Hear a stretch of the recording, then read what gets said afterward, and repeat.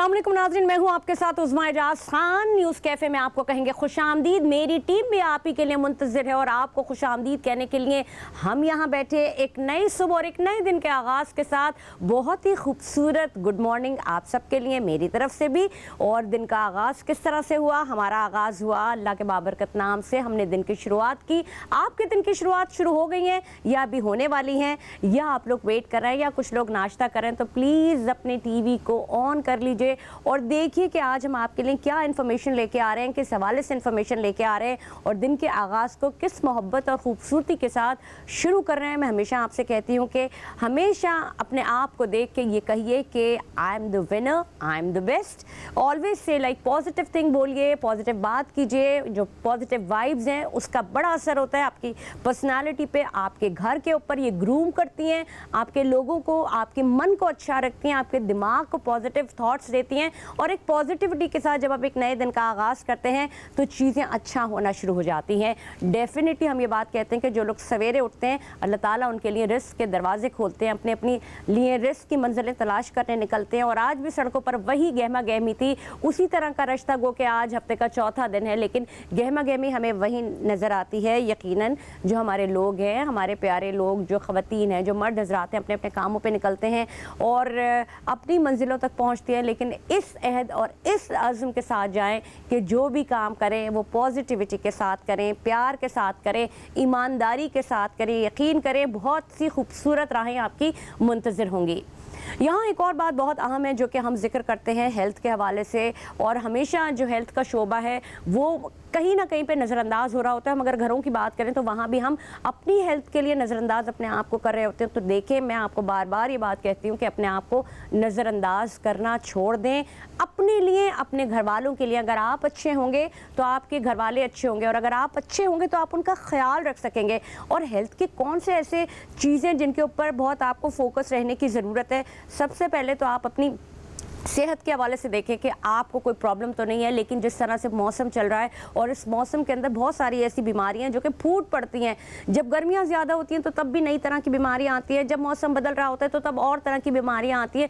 लेकिन जैसे हमने भी अपनी ज़िंदगी में बहुत सारी ऐसी बीमारियों के ऐसे पीरियड्स देखे हैं जो 4-5 साल बाद हमने देखा है कि वो वापस आते हैं और उससे एक आम आदमी बहुत इफेक्ट होता है। मैं बात कर रही हूँ जो एक बहुत ख़ास अहम बात है, उसके ऊपर तो मैं आऊँगी, लेकिन एक खुशाइन बात पहले आपको कर दूं। आप भी कहेंगे कि क्या मैंने बीमारियों की बातें करना शुरू कर दी हैं, लेकिन ये चोली दामन का साथ है। अगर इंसान जिंदा है तो उसकी सेहत पे ख़राबी भी पैदा होती है, लेकिन खुशाइन बात जो है, जो एक अच्छी बात है, माशी की बहाली की जानिब ले जाने वाली बात है, वो खुशाइन बात यह है कि पिछले 3 महीनों में जो अफरात ज़र की शरह है वो 27.4 हो गई, यानी कि महंगाई में किसी हद तक कमी आई है। अब मुझे ये नहीं पता कि किस हद तक कमी है, क्योंकि मैं तो जब भी बाजार जाऊँ मुझे महंगाई दिख रही होती है और एक आम आदमी बेचारा रो ही रहा है। 2 वक्त की रोटी के लिए रोटी लेने जाओ तो रोटी 30 से 35 रुपए हो गई है।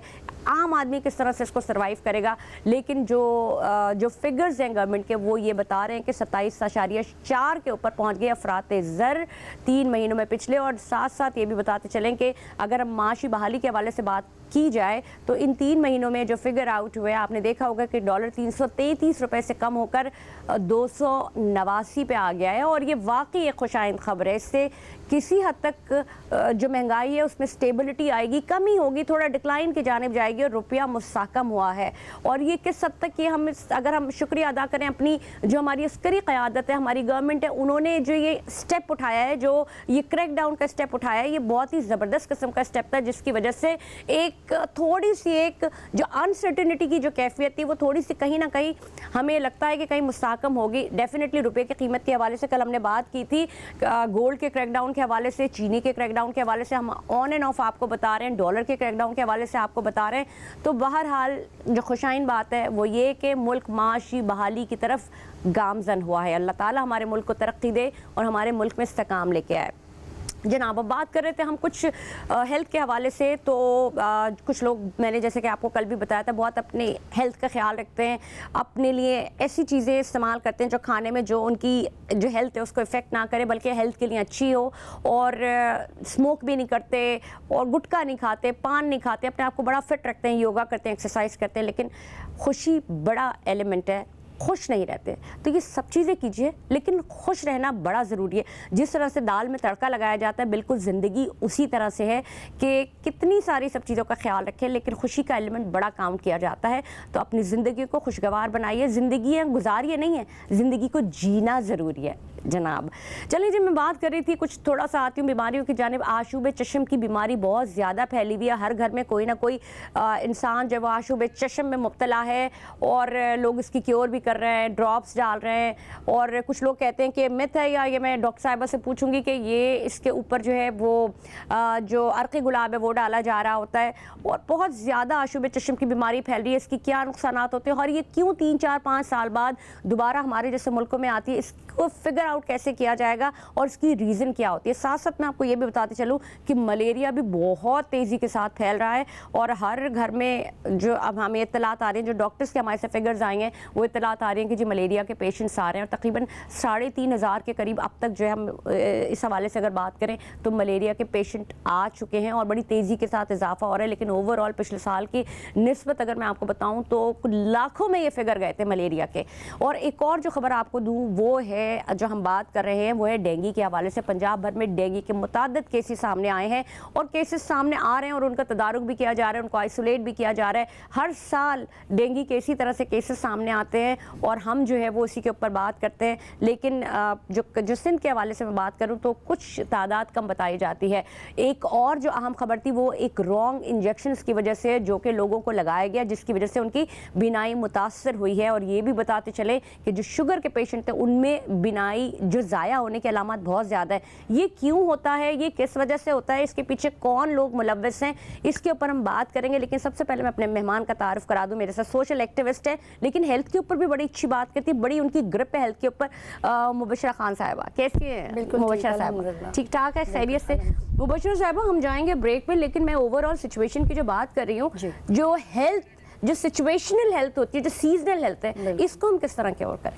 देखिए, सीजनल हेल्थ का मेन वन पॉइंट मैं कहूँगी that is your immunity. Immune system अगर स्ट्रॉन्ग हो तो आप कोई भी मेडिकल इश्यूज हो, या कोई भी इंटरैक्ट, कोई भी जैसे कंटेजियस है या फ्लू टाइप की भी अगर आप देखें, उसमें स्टैटिस्टिक है 50 लाख पीपल मरते हैं पूरी हमारे इंटायर पाकिस्तान में, only because of the influenza यानी फ्लू। तो एक ये बड़ी नॉर्मल सी चीज़ है, और काफ़ी ये कहते हैं ये तो कोई ख़ास नहीं है, 3-4 दिन का बुखार होगा।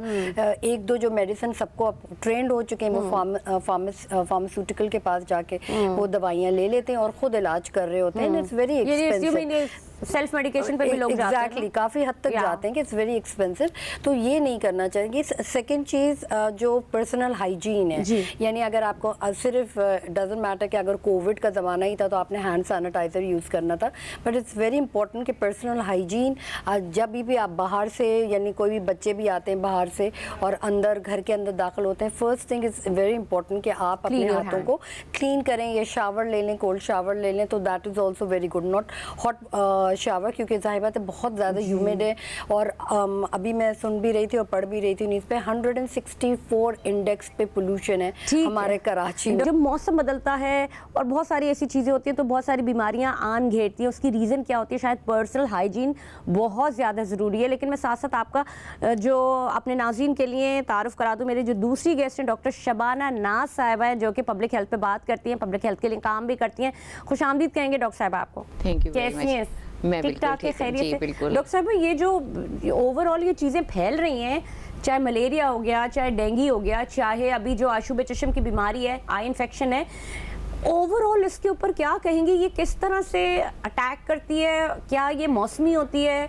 किस तरह से इसको डिफाइन? बिस्मिल्लाहिर्रहमानिर्रहीम। देखिए, सबसे पहले जैसे अभी आप बात कर रही थी कि पर्सनल हाइजीन की, जैसे हमारे इस्लाम में भी ये सफाई निस्फ ईमान है, तो अगर हम अपने इस्लाम पे चलते हुए सिर्फ सफाई ही रख लें, अब सफाई में पर्सनल हाइजीन के साथ साथ आपके इन्वायरमेंटल, आपके सराउंडिंग्स में जो चीज़ें हैं आप उनका भी ख्याल करें, तो ऑटोमेटिकली जो है ये, क्योंकि ये वायरल इन्फेक्शंस हैं, कुछ बैक्टीरियल इन्फेक्शंस हैं, एलर्जीज़ हैं, और ज़्यादातर ये होती हैं आफ्टर मतलब मानसून, बारिशें, गर्मी का मौसम, ह्यूमिड ह्यूमिडिटी, इसकी वजह से जो ये वाला एनवायरनमेंट है ये बहुत ज़बरदस्त है इन ये वायरल इन्फेक्शंस की ग्रोथ के लिए। इनके लिए बड़ा अच्छा माहौल होता है। इसमें आप देखें कितनी वायरल एपिडेमिक्स आप देखते हैं, इसमें आपको डेंगू भी मिलेगा, इसमें आपको ये आप कोरोना भी आपने देखा था इन दिनों में बहुत फैला था। अभी ये जो आई का है ये भी वायरल इन्फेक्शन जो है वो एडिनो वायरस ये भी फैला हुआ है। अब इसकी सबकी रीज़न क्या है कि एक तो ह्यूमिडिटी होती है, धूप इतनी नहीं निकलती क्योंकि धूप में अल्ट्रावायलेट रेज होती हैं जो ऑटोमेटिकली जो है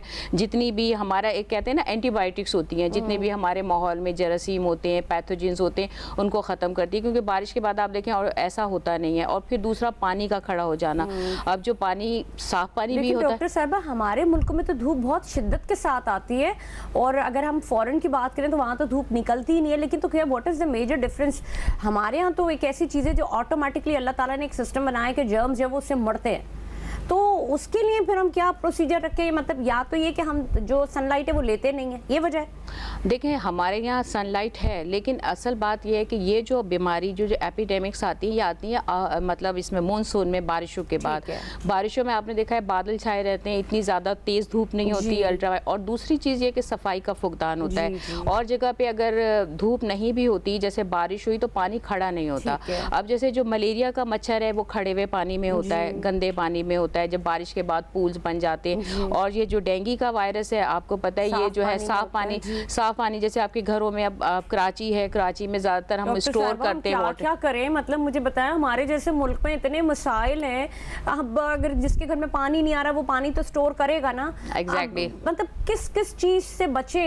मैं सिर्फ मुबशरा खान साहिबा ये जानना चाहूँगी, मुझे ये बताइए कि हम जब बात तो करते हैं, जब कोविड आया एक बहुत बड़ी एक तूफान लेके आया, पब्लिक अवेयरनेस मैसेजेस क्यों नहीं डाले जाते? पहले से अलर्ट क्यों नहीं रखा जाता? ये बहुत अच्छा क्वेश्चन है। और आपने कहा आया था जी, ये अब सेकेंड लेयर शुरू हो रही है अक्टूबर की मिड से। All over the world announce कर गया है। अनफॉर्चुनेटली पाकिस्तान में नहीं हुआ, अभी तक अनाउंस नहीं किया। और मैं जितने प्रोग्राम्स में जाती हूँ I have been talking about it कि be prepare, corona is back. तो अब कोरोना इज बैक, तो क्या ज़रूरी नहीं है कि आप जाके वैक्सीनेशन लगवाएं।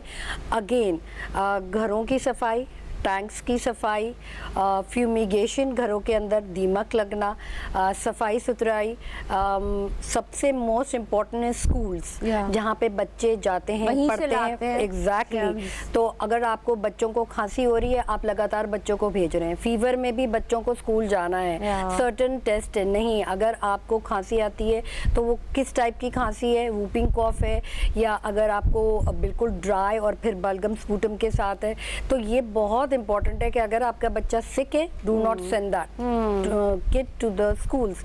स्कूल्स को भी चाहिए कि नोटिस भिजवाएं, टीचर्स को चाहिए वापस करें बच्चे को कि आपने बीमार बच्चा भेजा है, क्योंकि वो एक फुल ऑफ जरासीम 40 बच्चों को इन्फेक्ट करेगा। वही चाह वो बच्चे कैंटीन से खाना लेते हैं, हाथ सफाई नहीं होती नहीं है, एक दूसरे को टच करना, खेलना। So this is all bacteria. And I would strongly advise के be prepare for corona now, कि मास्क लेना है, हैंड सैनिटाइजर, सिर्फ वो hand sanitiser only for covid के जमाने का था। बशर साहिबा आपने जैसे देखा होगा कि वो जो एक मौत का खौफ था ना, वो इतना एक पैनिक फैला हुआ था कोविड के टाइम पे।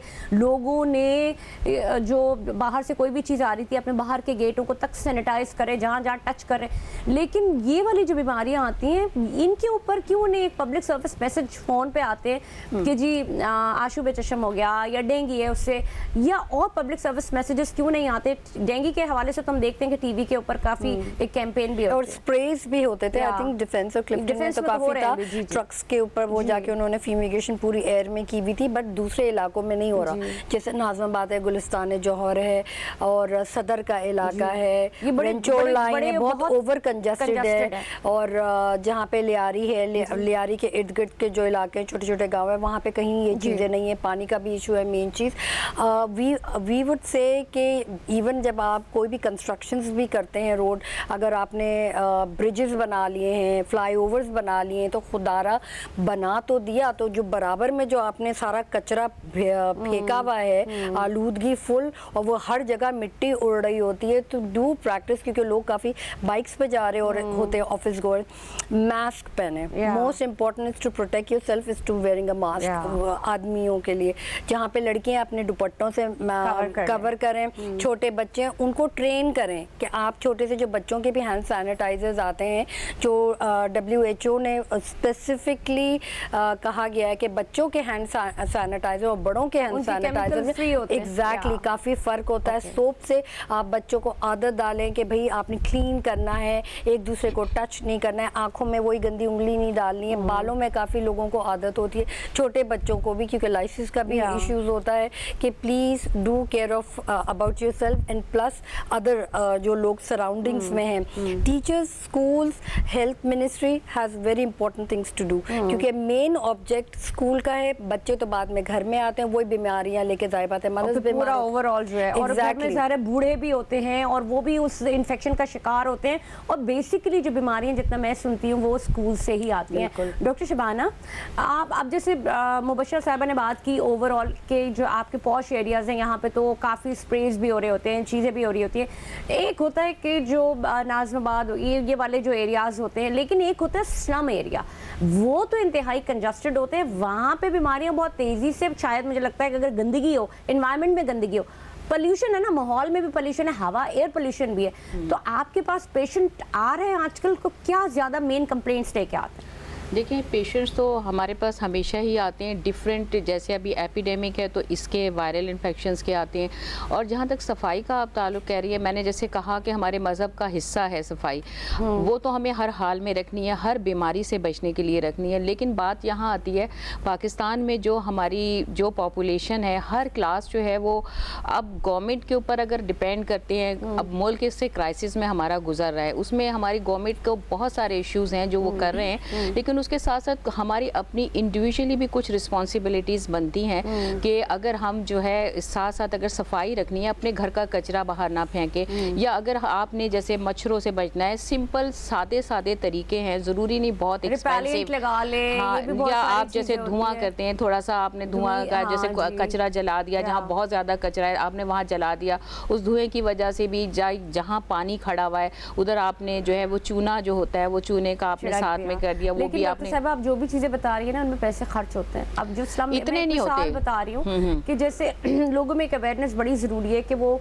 कम्युनिटी बेसिस के ऊपर ना ये चीज़ों को अगर एहतमाम कर लें अपने घरों में। अब रिपेलेंट लेने की बात करें तो रिपेलेंट लेने से ज़्यादा उनके लिए ज़रूरी होता है कि जी पाव भर दाल आ जाए। तो दीज आर द थिंग, मैं जिन एरियाज़ की बात बता रही हूँ, और इवन मतलब ओवरऑल हम सिर्फ किसी ख़ास जगह की बात नहीं करें, ये जो आशूब चश्म की बीमारी है ये ओवरऑल फैल रही है। मुझे ये बताइए कि आशूब चश्म की बीमारी होती क्यों है? सिर्फ कैसे कि ये वायरल इन्फेक्शन है और ये सिर्फ गंदगी से होता है और वायरसेस आंखों में लगते हैं, और या फिर ये कि इसका कोई एक टाइम पीरियड होता है, हर 3-4 साल बाद हम सुनते हैं, हमारे कान में आवाज़ आती है कि जी आई इन्फेक्शन फैल रहा है। जी वो बिल्कुल यही कि ये जैसे आपके मैंने बताया कि बारिशों के मौसम के बाद और गर्मी के बाद, क्योंकि इसके हर साल तो नहीं होता, तकरीबन आता है या हर कंट्रीज़ में आता है गर्मियों के बाद। आप देखें कहीं अगर आप हिस्ट्री उठा के देखें पीछे आपको सब ममालिक में मिलता है, लेकिन मसला ये होता है कि अगर एक किसी भी कम्युनिटी में अगर एक आदमी को ये इन्फेक्शन हो गया तो ये हाईली कंटीजियस है और बहुत तेज़ी से फैलता है। सबसे ज़्यादा स्कूल में जैसे बच्चे हैं, टीनेजर बच्चे बहुत क्लोजली बैठे हैं, इसमें ऐसा होता है कि अक्सर लोगों को ये मिथ है कि आपने मुझे देखा, मुझे आई इन्फेक्शन हुआ है, शायद मुझे भी लग जाएगा। अक्सर यही है, लोग कहते हैं मुझसे दूर हो। एक्चुअली ये जो वायरस है ये ऐसे उड़ के नहीं लगता, आप कॉन्टैक्ट में ना, आई थिंक जो आंखों की सीक्रेशन अगर आप ट्रांसफर कर कॉन्टैक्ट में जब आप आते हैं, कॉन्टैक्ट में आने के ये है कि जैसे अगर आपने किसी इन्फेक्टेड पर्सन ने अपनी उंगली से आंखों पे लगाई, उसकी जो है फिंगर्स में इन्फेक्शन आ गया, वही आपने टच कर लिया, आपसे हाथ मिला लिया, उस सरफेस को टच कर लिया आपने और उसका टॉवल यूज़ कर लिया, उसकी चादर यूज़ कर ली, तो जैसे आप उसके कांटेक्ट में आते हैं तो ये ऑटोमेटिकली जो है। सवाल है जो मैं बड़ा अहम है कि इसकी इलाज क्या है? इसका इलाज सिर्फ आई ड्रॉप्स है और एक ये भी बड़ी मिथ है कि जी आप अर्के गुलाब डाल लें, तो इसके ऊपर भी थोड़ा बताइए। देखें, अर्के गुलाब जो है सूदिंग इफेक्ट रखता है, अर्के गुलाब, और जो गुलाब है उसमें थोड़ा सा स्टेरॉइडल जो है वो इफेक्ट होता है, वो मतलब नेचुरली, लेकिन होता क्या है कि उसमें प्रिजर्वेटिव नहीं होते। आप रखते हैं तो उसमें जो है कोई भी पैथोजेंस ग्रो कर सकता है, इसलिए वो अगर आप जैसे रखे हुए डालें तो उससे आपको सूदिंग इफेक्ट के लिए आप डाल सकते हैं। अदरवाइज ये होता है कि आप वार्म या कोल्ड कंप्रेशंस आप आंखों पे लगाएं। इसका जो इंक्यूबेशन पीरियड 3 से 4 दिन होता है। 3 से 4 दिन के बाद जो है अगर आप पर्सनल हाइजीन का ख्याल रखते हैं, आप आंखों को वॉश करते रहें, अपने हाथों को धोएं, साबुन से धोएं, स्पेशली 10 to 20 सेकेंड्स तक ना, और सैनिटाइज़र का आप इस्तेमाल करें, हाथ ना मिलाएं, क्राउडेड एरिया में जाने से आप गुरेज करें, तो आपको ये 3 से 4 दिन में, और फिर आप थोड़ा सा अपने आप को आइसोलेट कर लें, क्योंकि वो लोग जिनका इम्यून सिस्टम कंप्रोमाइज है, जैसे बूढ़े लोग हैं, बच्चे हैं, प्रेग्नेंट लेडीज़ हैं, तो उनको बड़ी जल्दी इम्यून सिस्टम कमज़ोर होता है उनका, तो बड़ी जल्दी वो पिक कर लेते हैं। तो कोशिश करें अपने आप को, और इसका इलाज, एनवायरमेंटल आप ये कह रही हैं, इलाज इसका क्या? देखें इलाज में ये है कि डॉक्टर्स जो है अगर आपको देखता है कि वायरल है, बैक्टीरियल है, डिपेंड करता है, या एलर्जिक, 3 टाइप के होते हैं, या शुबे चश्म, इनको 2 में क्लासिफाई किया जाता है। इन्फेक्शियस में इसका वायरल भी होता है और बैक्टीरियल भी होता है। वायरल का तो कोई इलाज नहीं होता, वायरल जो है वो अपना इंक्यूबेशन पीरियड करके हाइजीन के साथ वो ठीक हो जाता है। बैक्टीरियल में डॉक्टर एंटीबायोटिक वगैरह जो देनी होती है वो देते हैं, और एलर्जिक में जो है वो एंटी एलर्जिक जैसे अगर आपको डस्ट से एलर्जी है या कोई टॉक्सिन से, किसी मेटल से, तो उसकी वजह से भी जो कंजक्टिवाइटिस होता है तो उसकी अलग ट्रीटमेंट होती है। तो बेसिकली आजकल जो वायरल इन्फेक्शन है उसमें यही है कि आपको 3 से 4 दिन में आप अपनी इम्यून सिस्टम सही रखें। तो बेसिकली हम ये समझना चाहिए और अपने नाज़रीन को ये भी बताना चाहिए कि अपने एनवायरनमेंट को, अपने माहौल को, अपने इर्द गिर्द की चीज़ों को साफ़ सुथरा रखिए। आपसे जानना चाहूँगी मुबशर साहिबा कि पब्लिक को अवेयर कराने के लिए, ज़ाहिर है हेल्थ कॉन्शियस हम सारे लोग होते हैं और हम इस पे बात भी करते हैं और हमारा काफ़ी रोल प्ले होता है कि हम अपने लोगों को ये बताएं, लेकिन अब कुछ चीज़ें ऐसी होती हैं जिससे आप बच नहीं सकते। जैसे मलेरिया है, पिछले साल लाखों में तादाद थी और अभी इनिशियली शुरू हुआ है, और एक मलेरिया ने एक अटैक करना शुरू कर दिया। तो मलेरिया से बचाव के क्या तरीके हैं? डेफिनेटली हम ये तो कहते हैं कि मच्छर से बचाएं, मच्छर पैदा हो रहा है, अब मच्छर पैदा हो रहा है, पुराने पानी जो रुका हुआ पानी है, बारिश का पानी रुका हुआ है, क्या किया जाए? देखिए घरों में जो हमारे टैंक्स हैं, इवन बिल्डिंग्स हैं, विलास हैं, बंगलोज हैं, सब जगह टैंक्स हैं। टैंक्स में हमेशा गंदगी होती है। पानी जो है इधर यू आर बाइंग इट, या कभी कभार जब हम टैंकर डलवाते हैं तो वो नमकीन पानी और फ्रेश पानी मिक्स होकर आता है, तो उससे भी बहुत ज़्यादा कंटामिनेशन बढ़ती है। तो पर्सनल हाइजीन की जब हम बात करते हैं तो इट्स वेरी इंपॉर्टेंट कि अगर आप जो भी चीज़, इवन जब हम वज़ू कर रहे होते हैं तो ऑब्वियसली नॉस्ट्रल में जा रहा है पानी, हलक में जा रहा है, कुल्ली कर रहे हैं, एंड ऑब्वियसली कानों के अंदर भी हम क्लीन आउट करते हैं। तो इट्स वेरी इंपॉर्टेंट कि घरों के टैंक्स आप क्लीन आउट करें।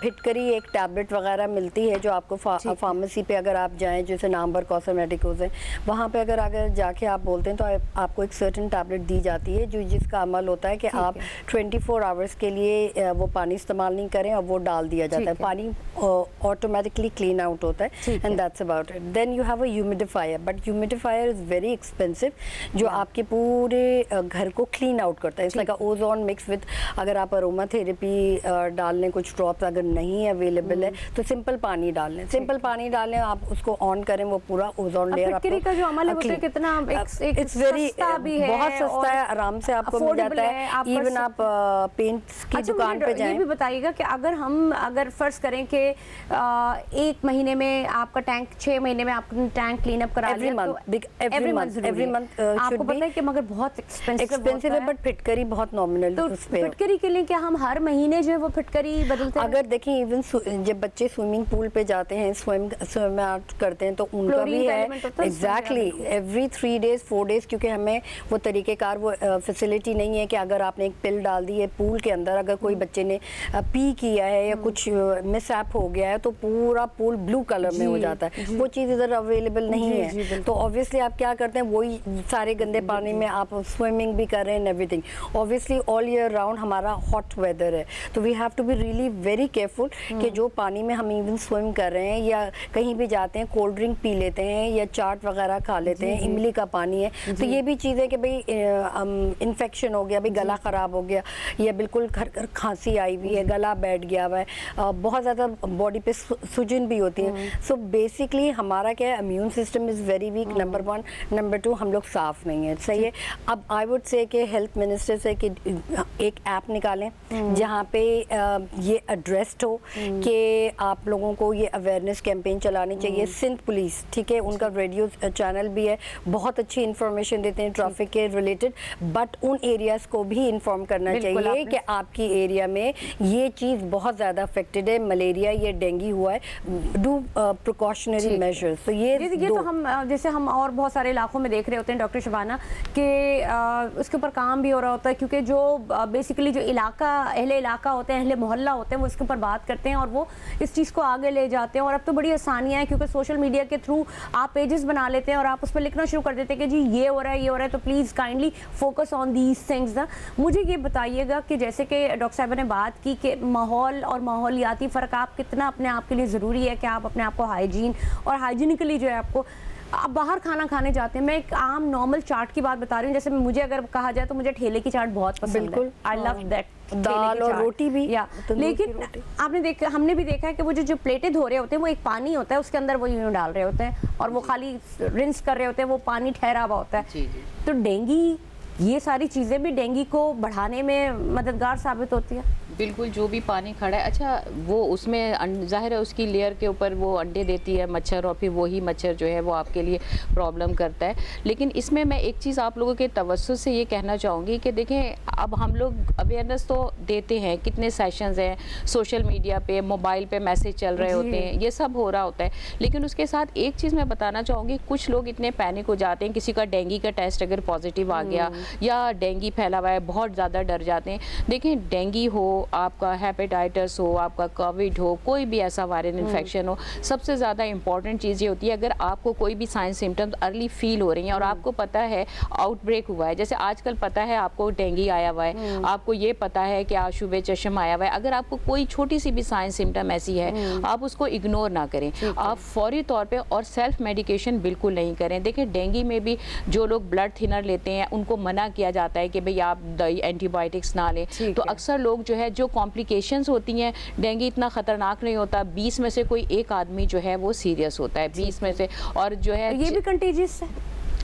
ये इस तरह कंटेजियस नहीं है। इसका तरीका ये होता है कि अगर आपको डेंगू है और उस मच्छर ने आपको काटा, फिर वही मच्छर दूसरे आदमी को, लेकिन इनको बड़ा आइसोलेट करके रखा जाता है ना डेंगू के, तो उसकी क्या वजह? उसकी रीज़न ये है कि जैसे हम इस कमरे में 3 लोग हैं, सपोज आपको डेंगू है और अगर कोई मच्छर आपको काटता है और वही मच्छर, अब हम इस कमरे में तो हम 4-5 लोग हैं ना, तो वो इनको भी काट लेगा वही, क्योंकि आपसे इन्फेक्शन वो करियर बन जाता है, वो इन्फेक्शन इस तरह से ट्रांसफ़र होता है, डायरेक्टली ट्रांसफ़र नहीं होता। जैसे अगर आपको डेंगू है तो आपका मुझ में ट्रांसफ़र नहीं होगा। देखें, आप हर चीज़ का एक सोल्यूशन है, जब आपके अंदर कोई काम करने का जज्बा है तो हर चीज़ का एक सोल्यूशन मौजूद है।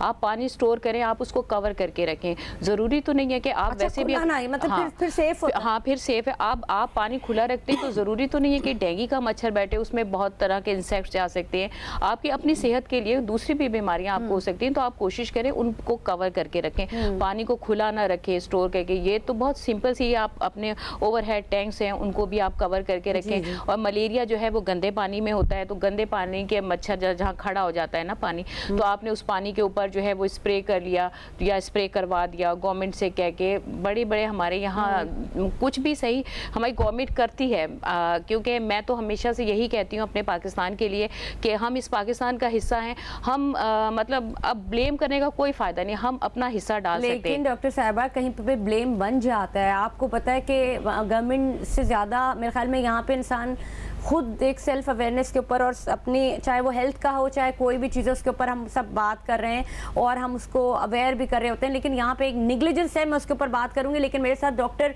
सदफ अकबर मौजूद हैं। डॉक्टर साहिबा, आपको खुशामदीद कहेंगे, कैसी हैं आप? इस्लाम जी, मैं बिल्कुल ठीक हूँ।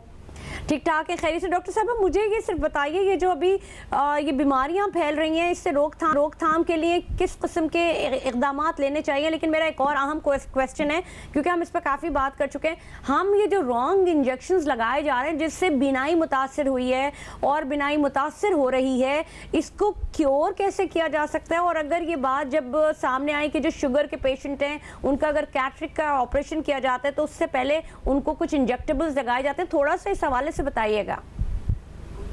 जी बिल्कुल, देखें, इसमें जो आजकल एक हमारे पास एक प्रॉब्लम जिसको हम फेस कर रहे हैं कि जो गलत इंजेक्शन सबको लगा दिए गए जी, तो उसमें यही चीज़ है कि कोई भी हम मेडिसिन अगर हम किसी पेशेंट को दे रहे हैं, वो चाहे इंजेक्टेबल हो चाहे उसको कोई किसी भी टाइप की मेडिसिन अगर हम प्रोवाइड कर रहे हैं, हाँ, तो उसकी जो है प्रॉपर जांच पड़ताल होनी चाहिए, उसको प्रॉपर जो है एक चीज़ को देखनी चाहिए, इवन के उसकी जिस एरिया में उसकी जो है मैन्युफैक्चरिंग हो रही है वो एरिया आपका जो है स्लाइस कंडीशन में है कि नहीं है। यानी कि अगर मैं आम जो है लफ्ज़ों में कहूँ कि वहाँ पर सफाई सुथराई का और बिल्कुल सही तरीके से जो है जरासीम का खात्मा किया गया है कि नहीं किया गया। लेकिन डॉक्टर साहब ये भी अलावा इत्तलात आ रही थी कि जी कुछ लोगों ने इसकी पैकेजिंग जो है वो अपने घरों में की, या कुछ फार्मास्यूटिकल कंपनी से लेके जो बीच के लोग होते हैं, मतलब बहुत सारी बातें हैं जो फैली हुई हैं, लेकिन बेसिकली ये जो जर्म फैला है इसके रीजन क्या है?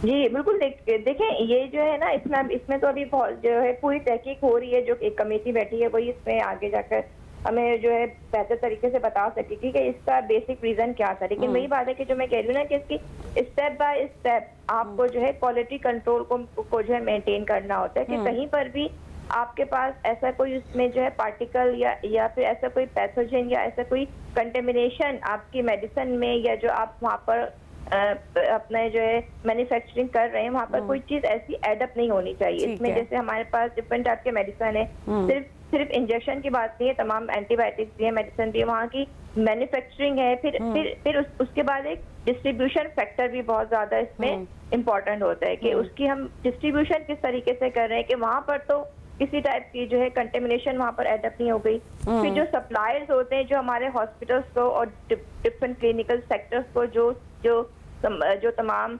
कहना चाहिए कि मेडिसिन प्रोवाइड कर रहे होते हैं, वहाँ पर उनके पास भी एक चेक का एक लगा होना चाहिए।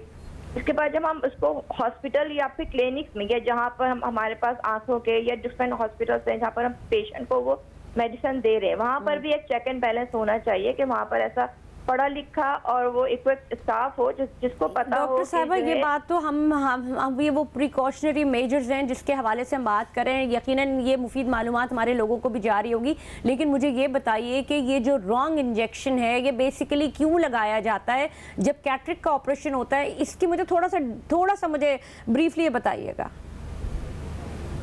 नहीं देखिए, रॉन्ग इंजेक्शन से बात क्या है? I don't know, we are just हमारे पास जो हमारे कानों में आवाज आ रही है वो ये कहा जा रहा है कि जाली इंजेक्शन, गलत इंजेक्शन, इसकी बात देखिए ना, मैं वही तो कह रही हूँ कि इसमें ये जो है कहीं ना कहीं पर मिस्टेक हुई है ना जी, कि कहाँ पर कौन से चेक पर ये वाली मिस्टेक। अच्छा, और ये भी मुझे बताइएगा कि जो चीजें सामने आई है वो ये कि जो शुगर के पेशेंट है उनकी सबसे ज्यादा बीमारी मुतासर हो रही है, तो इसकी क्या रीजन है? क्योंकि देखें वो पहले ही जो है एक ऐसी बीमारी में मुब्तला है, वो जैसे हम बात करते हैं ना कि जो इम्यूनो कॉम्प्रोमाइज्ड होते हैं, या जो ऐसे पेशेंट होते हैं कि जिनके ऊपर जो है कोई भी चीज, या फिर क्योंकि ये वाला हमारे पास जो इंजेक्शन है ये स्पेसिफिकली हम इस्तेमाल ही जो है इसी चीज के लिए कर रहे होते हैं। अच्छा, और ये भी मुझे आगाह कीजिएगा कि चलें अब तो जो नुकसान होना था, जो नुकसान उठाना था वो हमने उठा लिया, अब इसका तदारुक कैसे होगा, इसको रिवर्स बैक कैसे किया जाएगा?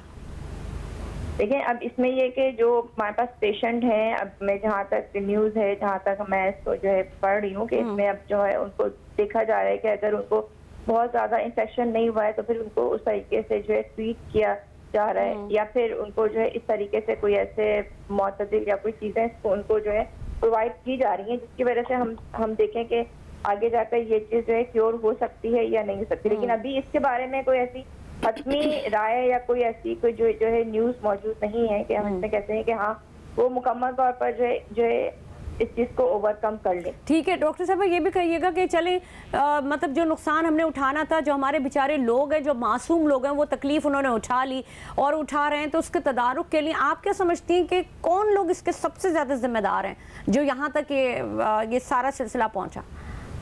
देखिए इसमें मैं कहूँगी कि पूरी एक चेन होती है, कि इसमें पूरी एक साइकिल है कि जिसमें मैन्युफैक्चर से लेकर हॉस्पिटल या क्लिनिक तक मेडिसिन पहुंचने तक का जो पूरा एक प्रोसेस होता है, उसमें हर शख्स इस चीज़ पे जो है एक चेक मौजूद होना चाहिए। वहाँ पर क्वैक्स के बजाय और एक नॉन रिलेवेंट पर्सन के बजाय वहाँ पर एक ऐसा शख्स मौजूद हो जिसको पता हो कि ये जो मेडिसिन है या वो चीज़ें जो हम पेशेंट को आगे जाकर प्रोवाइड करने जा रहे हैं, वहाँ पर कोई भी जैसे लेकिन किसी हद तक तो डॉक्टर भी, मुझे आप ये बताइए कि ये जो आपने पूरी ये तो अमले की बात करी, जो मैनेजरियल साइट होती है, जो मैनेजमेंट होती है, उसकी आपने बात की, लेकिन कहीं ना कहीं किसी हद तक डॉक्टर इन्वॉल्व नहीं है? मतलब डॉक्टर तो अपने आप को बरीउज़्ज़मानी कह सकते हैं ना इस बात से?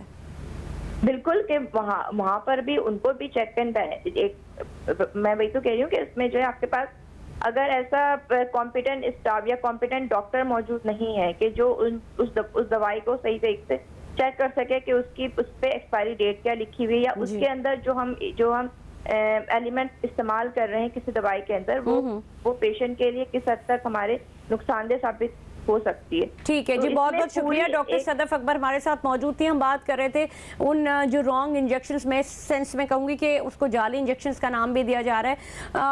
खान साहब, मैं आपको एक चीज़ क्लियर कर दूं जो इसमें क्लियर नहीं हुई, आप लोग जो कह रहे हैं वो मैं क्योंकि लोगों की अवेयरनेस के लिए, देखिए रॉन्ग इंजेक्शन नहीं है, वो इंजेक्शन लगता है स्पेशली जो है अगर हमारी एज रिलेटेड जो हमारा पर्दा है, मैक्यूलर डिजेनरेशन उसको कहते हैं, उन लोगों को लगता है, या डायबिटिक जो है रेटिनोपैथी, जाली इंजेक्शन बोले क्योंकि जाली इंजेक्शन की भी बात नहीं, हो रही सुने आप पूरी बात। देखें रेटिनोपैथी में हुआ या फिर डिफरेंट टाइप के कैंसर्स या आंखों की डिफरेंट डिजीज, उसमें ये नॉर्मली लगता है, ये सबको नहीं लगता, ये स्पेशली खास किस्म के पेशेंट्स को लगता है जिनके पर्दे के अंदर प्रॉब्लम हो रहा होता है और जिनकी आई की विजन जो है, जिनकी बिनाई जा रही होती है, तो उन लोगों के लिए ये इंजेक्शन लगाया जाता है जो आंखों के पीछे हमारे ब्लड वेसल्स होते हैं, जो ग्रोथ ओवर ग्रोथ हो जाती है, ये उस ग्रोथ को रोकता है ये इंजेक्शन। लेकिन हमने जो सुना है वो तो ये था कि जो लोग अपना कॉर्निया ये जो कैटरिक का जो जब उसका लेजर कराने या ऑपरेशन कराने जाते हैं तो उनको लगाया जाता है पहले और उसकी वजह से उनकी बिनाई मुतासिर होगी, तो ये क्या? नहीं, ये देखें कुछ ऐसी चीज़ें हैं जो वही मैं इसीलिए आपको क्लियर कर रही हूँ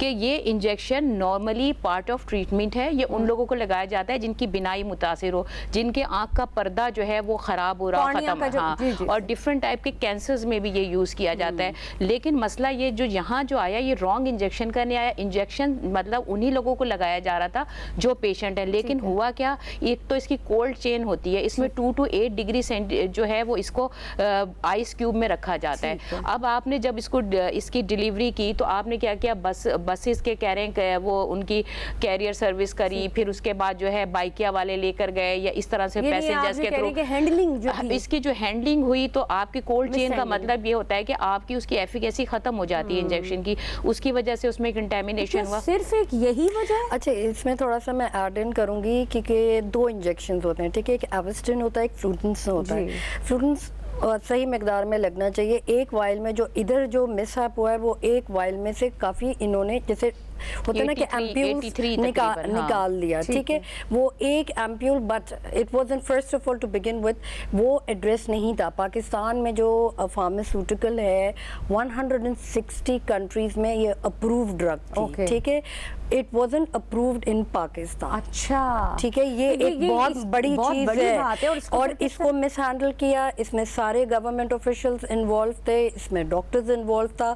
वो कैरियर बढ़ के पहुंचा कैसे, जब आपका ड्रग रेगुलेटरी कहाँ था, जब ये अप्रूव्ड ही नहीं है तो आपने उसको फार्मास्यूटिकल कंपनी से ये ट्रांसफर हॉस्पिटल्स में, डॉक्टर्स में, तो हाउ कम डॉक्टर्स की ये एफिकेसी कहाँ थी कि ये बगैर, अच्छा मुझे तो ये रेकमेंड क्यों कर रहे थे जब अप्रूव्ड ही नहीं? 3,500 रुपए का एक इंजेक्शन, वो मेरे ख्याल में मुझे लगता है वो डिमांड एंड सप्लाई वाला गेम था, इन्होंने अंदर से जो ये लोकल कंपनी ने बनाया। 3,500 रुपए का एक इंजेक्शन था, जो दूसरा रद्दो बदल था फ्लूडेंस, वो that was the original one. But throughout the countries, even in Canada, USA, UK, Europe में, only they were using for the cancer patient. In some degrees yes that could be usable, that could be but not recommended. जो हमारे यहाँ है वो that was viral, उसमें आप simple drops लें, अपनी एंटी एलर्जी की टैबलेट, एक कोर्स होता है 4 दिन 5 दिन का कोर्स होता है, and that's it. Personal hygiene again, हाथ वॉश करना एंड एवरीथिंग, बट ये एक क्राइम हुआ है and that was played with 200 patients, ठीक है, that like lot of people lost their eyesight. Now उसको गवर्नमेंट ये कह रही है कि जी मुफ्त इलाज करेंगे, उसके ऑपरेशंस भी करेंगे, everything, but why it happened? आपने वो ड्रग बनाया या आया, नेग्लिजेंसी हुई, कैसे, किस तरीके से? मुझे डॉक्टर मुबशर साहब, मुझे ऐसा नहीं आपको ऐसा नहीं लगता कि ये एक जैसे आपके मुल्क में चीनी नहीं है तो आप चीनी की कीमत बढ़ा दी, आपने इंपोर्ट कर लिया, और आप तो ये जो है वो लिखना शुरू कर दिया ना, डॉक्टर ने अगर प्रिस्क्राइब कर दिया कि जी ये इंजेक्शन चाहिए और फिर पीछे से वो आना शुरू हो गया, क्या कहेंगी डॉक्टर शबाना? जी बिल्कुल, हमारे यहाँ एक्चुअली ये एक लोकल कंपनी है जिसने बनाना शुरू कर दिया डिमांड पे, और जो हमारे आए हॉस्पिटल से, अच्छा आशूबे चश्म के पेशेंट्स में लगाया गया वो उन लोगों ने लगाया जो गलत डायग्नोसिस हुआ, अदरवाइज जो है जो आपका तो ये कहना है कि 3 से 4 दिन में खुद ब खुद, तो क्यों इंजेक्शन लगाने की जरूरत क्यों पेश आती है? देखिए कुछ लोगों का मैंने जो देखा, जो मैं टीवी देख रही थी उसमें मैं इंटरव्यूज देख रही थी लोगों के, वो वही लोग थे जिनको डायबिटिक रेटिनोपैथी थी ना, तो उन्होंने कहा कि हमें शुगर की वजह से हमारी आंखों, तो वो होता क्या है कि आजकल हमारे जो पेशेंट्स हैं वो ज़रूरी नहीं होता कि वो किसी अथेंटिक डॉक्टर के पास गए, वो किसी ऐसे डॉक्टर के पास गए, वो ऑप्थेल्मोलॉजिस्ट के पास नहीं गए, आई स्पेशलिस्ट के पास नहीं गए, उन्होंने जाके आम डॉक्टर को, उसने ये समझा कि इसको ये अगर डायबिटिक है, आशूबे चश्म के बजाय वो सही डायग्नोज नहीं कर सका, उसने वो इंजेक्शन, फिर वो जब इंजेक्शन लगा तो उस इंजेक्शन के अंदर वो एफिकेसी नहीं थी, वो आपको पता है कि फिर उसके अंदर जो कंटेमिनेशन हुआ, उसकी कोल्ड चेन मेंटेन हुई, तो उसने जाके उसका साइड इफेक्ट। अब मैंने जो जैसे डॉक्टर सदफ अकबर जो वो भी जो हेल्थ एक्सपर्ट है, उनसे मैंने सवाल किया था कि इसको रिवर्स बैक कैसे किया जा सकता है। मतलब बेशक गवर्नमेंट सारे दावे करे, लेकिन आप बहैसियत डॉक्टर आप उसको क्या समझते हैं, किस तरह से ये जिन लोगों को हर्ट हुआ है, जिन लोगों की बीनाई मुतासर हुई है, वो कैसे रिवर्स बैक हो? देखिए अब डिपेंड करता है कि किसको कितना इफेक्ट किया है ना, किस तरह का पेशेंट था, किस तरह के पेशेंट को लगा है, कितने इंजेक्शन लगे हैं, क्योंकि आमतौर पे 3 से 4 इंजेक्शन भी लगते हैं डायबिटिक रेटिनोपैथी में। अब उन्होंने कितना किया, कितना डैमेज होता है? अगर किसी शुगर पेशेंट को आई इन्फेक्शन हो जाए, आई इन्फेक्शन के लिए नहीं है ये, तो ये बेसिकली किस चीज के लिए? ये अगर आपकी, मैंने बताया ना, मैकुलर डीजनरेशन कहते हैं, पर्दे के ऊपर जो है वो खत्म, विजन आपकी खत्म होना शुरू। मैं आपकी बात समझ गई, ये तो एक मेडिकल एक टर्मिनोलॉजी है, लेकिन मुझे बताएं कि जो आई इन्फेक्शन वाले लोग भी तो जा रहे हैं, उनको भी तो लगा दिए गए हैं। ये गलती की है ना, this is what I was saying कि ये बहुत मैल प्रैक्टिस हुई है with the doctors of course, क्योंकि आप बिहाइंड द सीन है, ठीक है, जो पेशेंट आता है डॉक्टर्स के पास, that is the relationship between patient and the doctor. How come आपने इतना बड़ा स्टेप उठाया, all because of what? Because of the money matter, right? आपने इंजेक्ट किया, इवन अगर मैक्यूलर डीजनरेशन है, बट इवन अगर आप डायबिटिक हैं, it is not recommended throughout the world. जो WHO अगर ऑर्गेनाइजेशन आप ले लें, इवन कोविड के ज़माने में आप डायबिटिक थे, दैट वाज नॉट रिकमेंडेड कि आप वैक्सीनेशन करवाएं, ठीक है? दैट वुड बी को इंटर रिलेशनशिप कर जाएगी with the chemical ingredients, but उनको अलग टाइप का बना था, और वो भी एक स्पेसिफिक होस्टिंग हुई थी एक जगह पे, जहाँ पे एक्सपेरिमेंट हुए थे कोविड के भी वैक्सीनेशन के, कि उनसे साइन करवाया था कि this is only experimental basis, but it will provide you कुछ हद तक, और उसको भी एक कम्युनिटी वाइज कर दिया गया था। It was very expensive, it wasn't out to the public. जो बिलियनर्स थे, मिलियनर्स थे, they were the one who went, और उन्होंने वो लगवा दी, that was from the Pfizer company. But जो थ्रू आउट, जैसे अभी ये बीच में किनका काफी लॉट, मिलियंस ऑफ डॉलर्स की लॉट सऊदी अरब ने वापस भेजी थी चिकन की, दैट वाज इन्फेक्टेड। तो हमारे यहाँ chicken infected, even cow bread infected, जो मीट जो जाता है, जो हम सप्लाई करते हैं Saudi Arab, what was that? That was all contamination. That was, जब आपको पता था आपकी चिकन बीमार है, जब आपको पता था इट्स लाइक अ प्लेग, आपने इतनी बड़ी डिलीवरी कर दी, and it was all over the newspaper. Even जो अभी जितने drug, I would say specifically drug mafia है, राइट? आपको जब कोई भी फार्मास्यूटिकल कंपनी वाला प्रेजेंट करता है, that is in the hand of the doctors. जब आपके इर्द गिर्द, आप, ये काम था आई स्पेशलिस्ट का, नॉट द जनरल फिजिशियन, ठीक है? आपको उनको रिज्यू करना था, because they were the one, they are dealing with it, ठीक है? एक चीज़ का डॉक्टर है, वो हर चीज़ नहीं करता। जैसे अब मेरा है डर्मेटोलॉजी, अगर मेरे पास पेशेंट नज़ला खांसी बुखार का आएगा, तो मैं जनरल फिजिशियन पे भेजूंगी, कहूंगी that is not my domain, आप वहां पे जाइए। So this is the call efficacy of the doctors. जब आपका डोमेन नहीं है, do not treat, send the patients to someone authority. Exactly. लेकिन मुझे ये तो आपने बहुत एक आम आदमी को भी ये बात समझ आनी चाहिए, लेकिन जिस वक्त वो फार्मास्यूटिकल्स जो डॉक्टर के रास्ते में आते हैं, उसके बीच में भी तो एक बैरियर जो है, वो उन चीजों को मिनिस्ट्री ऑफ हेल्थ, तो वो क्यों नहीं बीच में अपना पार्ट करते? सबका अपना अपना खाता बना हुआ है, सबका तो अलग अलग है। क्या कहेंगे? जी हाँ, बिल्कुल कुछ फैक्टर्स तो हैं, लेकिन कुछ चीज़ें यही हैं कि अब जैसे आपको मेनली हम जो लोगों को अवेयरनेस दे रहे हैं उसका मकसद यही है कि आप कंसर्न जो डॉक्टर है, आप सादी सी चीज़ है, आँख का आपको प्रॉब्लम है तो आपने आई स्पेशलिस्ट के पास जाना है। आपको ज़रूरत नहीं है आप किसी जनरल फिजिशियन के पास जाएं, या क्योंकि अगर या कोई साहिबा, मैं आपको या बताऊं, कोई मेरे हर्बल एक बहुत अच्छे डॉक्टर हैं, मैं डेंटिस्ट की बात बता रही हूँ, मैं सिर्फ एक मिसाल दे रही हूँ। तो वो उनके पास रश था, तो उन्हीं का एक असिस्टेंट जो था वो थोड़ा टाइम के लिए वो होते, तो मैंने उनको थोड़ा दिखाना शुरू कर दिया। उन्हीं के असिस्टेंट उन्हीं की क्लिनिक में दाढ़ कोई और निकालनी थी, निकाल कोई और दी।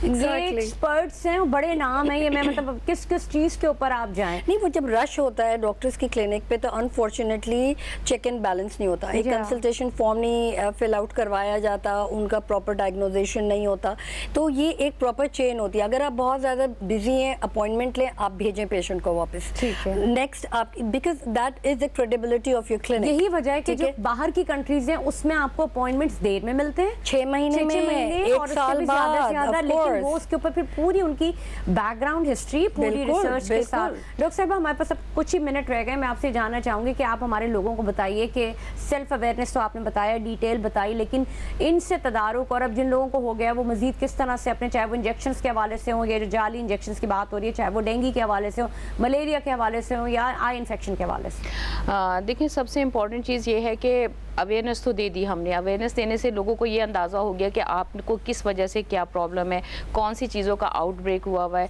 तो सबसे इम्पॉर्टेंट चीज़ ये होती है कि जान आपकी अपनी है, ज़िंदगी आपकी अपनी है, आपको कोशिश ये करनी है कि अपनी मदद खुद करें। जब तक हम इस ब्लेम गेम के चक्कर में रहेंगे तो हमारे बच्चे, हमारे प्यारे जो है इस तकलीफ़ में मुब्तला रहेंगे, हो सकता है वो हम उनको खो दें। तो कोशिश यही करें कि कुछ अपनी रिस्पॉन्सिबिलिटी भी है। देखें, आप एक चीज़ और मैं कहूँगी इसमें कि जैसे दूसरे कंट्रीज़ में लोग पूरे टैक्सेस देते हैं, जिसके बेसिस पे जैसे जो ट्रीटमेंट का तरीका है वो गवर्नमेंट करते हैं। हमारे यहाँ जो लोग हैं वो अपने आप को ठीक कर ले तो इंशाल्लाह ताला कुछ ना कुछ। लेकिन मैं आपको एक बात यही बताऊं कि अगर टैक्सेस की बात करें तो जो बेचारा नौकरी पेशा तबका है उसका तो बड़े बड़े टैक्सेस कट रहे हैं, लेकिन सबसे ज्यादा परेशानियां भी उसी के साथ आ रही हैं, उसी को वो फैसिलिटीज नहीं दी जा रही। हम और आप ज्यादा टैक्सेस देते हैं, बिकॉज जो गवर्नमेंट ऑफिशियल्स हैं वो तो बच जाते हैं, बट लोकल जो मीडियोक्री है वो हम जैसे लोग हैं बहुत ज्यादा किसी हद तक बच जाते हैं। देखिए, नॉट रियली, वो नैब वाले आ जाते हैं, जी आपने इतनी बनाए थे। अब छोटे छोटे आई वुड से कंज्यूमर्स को छोटे छोटे बिजनेस ओरिएंटेड, जैसे देखिए ना, हमारी जो नौकरी पेशा उसकी तो तनख्वाही कट के मिल रही है, बात ही खत्म हो गई। बिल्कुल। तो आपसे जाते मैं आपसे जानना चाहूंगी कि आप क्या कहना चाहेंगे इस हेल्थ कॉन्शियसनेस और हेल्थ सीजन के हवाले से। आई वुड से, आई वुड इनकरेज कि मिनिस्ट्री ऑफ हेल्थ के लिए कि प्लीज़ एक ऐसा डोमेन, एक ऐसा ऐप बनाए जहाँ पे जितने एड्रेस्ड नंबर्स हैं, जितने हमारे मोबाइल वाले जो एसोसिएशन है, फ्रेंचाइजीज हैं, उनको एक डायरेक्ट करें कि जो भी मिनिस्ट्री ऑफ हेल्थ के, जैसे प्लेग है, कोविड है, आंखों की बीमारी है, मलेरिया है, उन सब के अवेयरनेस प्रोग्राम चला रहे हैं। जी नाज़रीन, बहुत बहुत शुक्रिया आपका। मुबशर खान साहब हमारे साथ मौजूद थी, डॉक्टर शबाना नाज, आप दोनों खवातीन का बहुत शुक्रिया। बड़े चार चांद लगाया आपने, हेल्थ के हवाले से बहुत अच्छी बात की। मेरे उन तमाम तर लोगों के लिए और मेरे उन तमाम तर जो देखने वाले हैं, जो हमारे व्यूअर हैं, उनको न्यूज़ कैफ़े की तरफ से आज बहुत अच्छी एक इन्फॉर्मेशन मिली होगी। अपना ख्याल रखिए, अपनी सेहत का ख्याल रखिए, अपने एनवायरनमेंट का ख्याल रखें, और सबसे बढ़कर ये कि सफाई निस्फ ईमान है, अपने इर्द गिर्द के माहौल को साफ रखिए। मुझे दीजिए इजाज़त, कल आपसे फिर मुलाकात होगी। पाकिस्तान जिंदाबाद।